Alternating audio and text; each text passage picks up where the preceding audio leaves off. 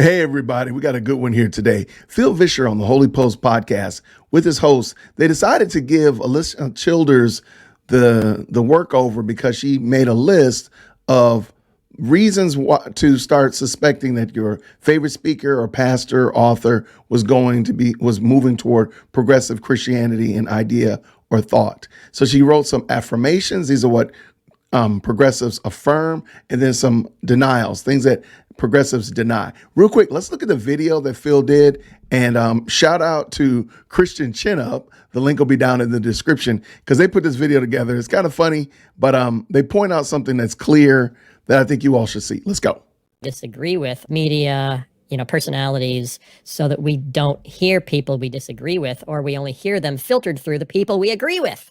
Which is even worse, because I know your argument is terrible because it was presented to me in a terrible way. Pastor that had deconstructed was trying to turn their church into a progressive Christian church. And so I reached out to a friend of mine who's friends with Elisa and tends to agree with her quite a bit and said, how does she define progressive Christian? Which is even worse, because I know your argument is terrible because it was presented to me in a terrible way. So he sent me to an article she wrote saying, this is what a progressive Christian is.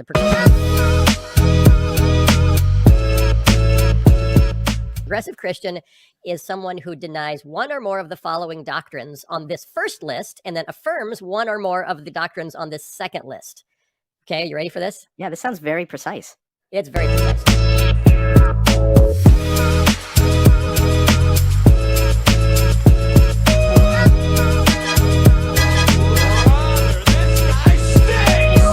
It's very precise. So denial. You will deny one or more of these. The denial. You may. That's you one will of the deny one or more of these. So we already see it right here, and Chinup points it out right here. One or more of these things: the atonement, the biblical authority of Scripture, original sin, the deity of Jesus, the physical resurrection of Jesus, the virgin birth, the Trinity, or the sinlessness of Jesus. The sinlessness of Jesus. Okay? You will deny one or more of those things. So Not progressive. yeah, I'm not progressive then. And you will affirm one or more of these things: LGBTQ relationships and LGBTQ marriage, universalism or universal reconciliation, the gospel of social justice and critical theory, pluralism, and pantheism, panentheism or perennialism. So you What have a to weird have list. you have to have one in each of those categories to be a progressive. You have to have one in each of those categories to be a progressive. Yeah. If you don't have one in each of those categories, you're not a progressive. And I said back to my friend, it sounds like she just collected every heresy of the last 2,000 years and put them all on a list and says this is progressive Christianity. Well, when a lot of it was just liberal theology from the early 20th century.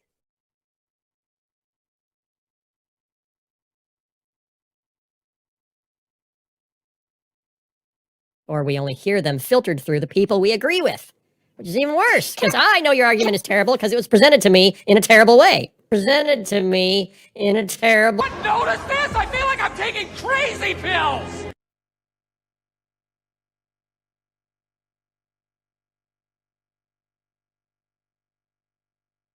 If you become the thing you are opposing, you've already lost. Exactly. Elisa Childers, former Zoe girl. Here's how she defines deconstruction.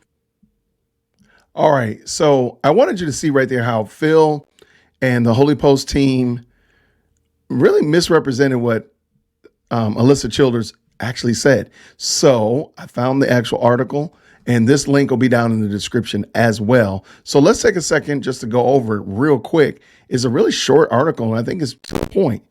So here is the article, and it is on servantofgrace.org. Is my favorite author, speaker, or pastor a progressive Christian? Is the actual title of the article. Now, let me bring this in a little bit more. There we go. All right. So this is from April 27th, 2022. Have you ever been listening to your favorite Christian podcast only to be stopped in your tracks by a confusing statement the speaker makes about the Bible? Okay. Have you ever comfortably shifted in your pew as the pastor preached a sermon that seems to cast a negative light on the atoning work of Jesus on the cross? Have you ever sat down and read the latest Christian book only to have red flag when your eyes fall on an unfamiliar definition of the gospel? There's a good chance you might be listening to or reading something published by a progressive Christian. I think that's a very fair assessment. I see nothing wrong with what she said there. But we're going to continue.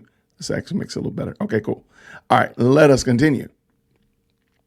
Progressive Christianity is a movement that is infiltrating and influencing the evangelical church. Full stop. That's a true statement. There's nothing wrong, false, or lie there. Some of the most high-profile Christian leaders are part of it.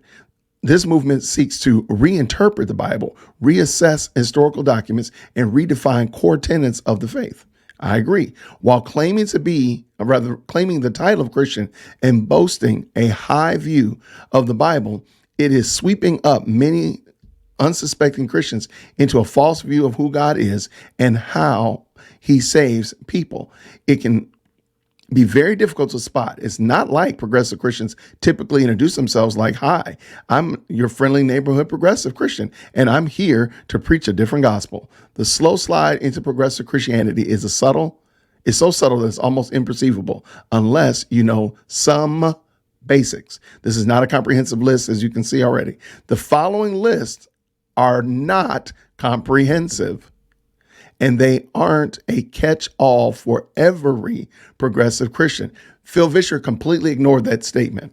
However, progressive Christians will typically deny one or more of the doctrines of the first list and affirm one or more in the second. She did not say you must deny one and you have to affirm another. She didn't say that. So if you suspect your favorite Christian thought leader is progressive, check out the list below. I'm just going to read through them very quickly. You're welcome to go. I would encourage you to go and just support the channel support the blog by going and reading this list yourself. They might be progressive if they deny the following, okay? The atonement, all right? Biblical authority or inspiration. I challenge that Holy Post does this wholesale right there. I challenge that biblical authority and inspiration is up to debate every time Holy Post turns on their cameras.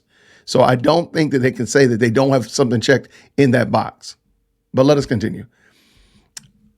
We have a sin nature. I agree again. I think Holy Post does this on wholesale. They deny the sinful nature of man. I feel like they do that all the time. But let us continue.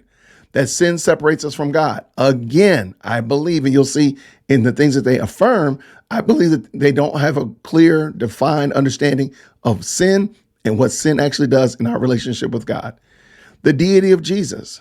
I don't think Holy Post argues that and that Jesus wasn't God, so I'm not going to impugn that on them. The physical resurrection of Jesus. Never heard them say something different to that. The virgin birth, the Trinity, the sinlessness of Jesus. Those are all things I think that Holy Post probably would affirm. But when it comes to sin, I think it's all up for grabs.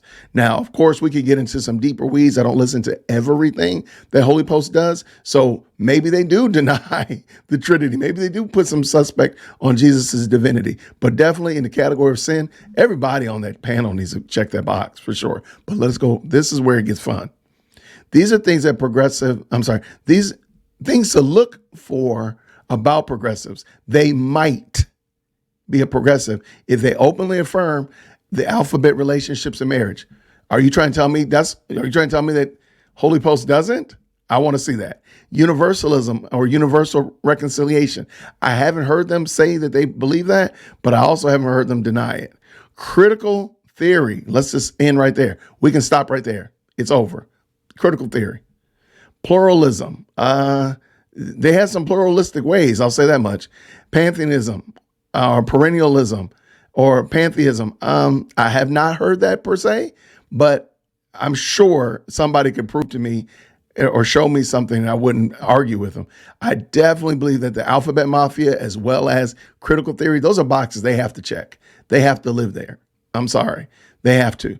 And please keep in mind, I don't think Alyssa, I believe that your understanding of abortion and baby murder should be a part of should be part of this. So I'm sorry. I think that could possibly be on here without any problem there. Let me finish up. So the next time you're reading a book, listening to a podcast or sermon, or scrolling through social media, please put the writer or speaker who claims to be a Christian to the test. Do they deny one or more doctrines of the first list? Do they affirm one or more of the second list? That is a good indication that you are following a progressive Christian leader. Now, at the end, she does get a little bit affirmative there, saying that that's a guarantee, but I don't think that this article is wrong at all. I think it's pretty spot on, truth be told, but I don't think, I don't expect, nor do I intend for Holy Posts to be straight shooters, because that's not what they do. That's not their goal. That's not their aim, to be straight shooters. So I got it.